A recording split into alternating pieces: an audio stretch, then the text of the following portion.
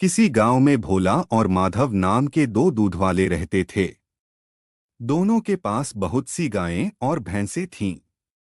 माधव स्वभाव से शांत, ईमानदार और संतुष्ट रहने वाला आदमी था, जबकि भोला बहुत लालची था। हर दिन दोनों दूध बेचने के लिए बाजार जाया करते थे। उनके रास्ते में एक नदी पड़ती थी। जब भी दोनों नदी के पास पहुंचते, भोला चुपके से उसी नदी का पानी अपने दूध में मिलाकर उसकी मात्रा बढ़ा देता।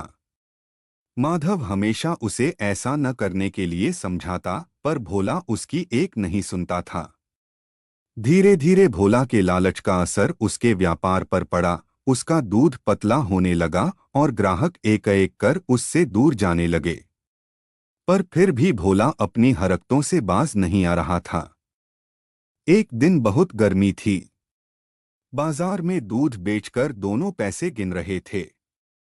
दोपहर होने को थी और लौटते समय दोनों ने नदी पर रुककर थोड़ी देर नहाने का निश्चय किया। नदी किनारे लगे जामुन के पेड़ के पास दोनों ने अपनी साइकिलें खड़ी कीं, कपड़े उतारे और नहाने के लिए नदी में उतर गए। ठंडे पानी में नहाते नहाते उन्हें पता ही नहीं चला कि कब कई घंटे बीत गए। तभी अचानक बंदरों का एक झुंड न जाने कहां से आ गया। वे भोला के कपड़ों से खेलने लगे। खेल खेल में भोला की जेब से उसका सिक्कों वाला बटुआ बाहर गिर गया। बंदरों ने बटुआ उठाया और शरारत करते हुए एक एक सिक्का नदी में फेंकना शुरू कर दिया। जब भोला की नजर बंदरों पर पड़ी तो वह घबराकर नदी से बाहर दौड़ा और उनके पीछे पीछे भागा। परंतु जब तक वह अपने कपड़े छुड़ा पाता, आधे से ज्यादा सिक्के नदी में गिर चुके थे। भोला का दिल बैठ गया। वह उदास होकर नदी किनारे बैठ गया।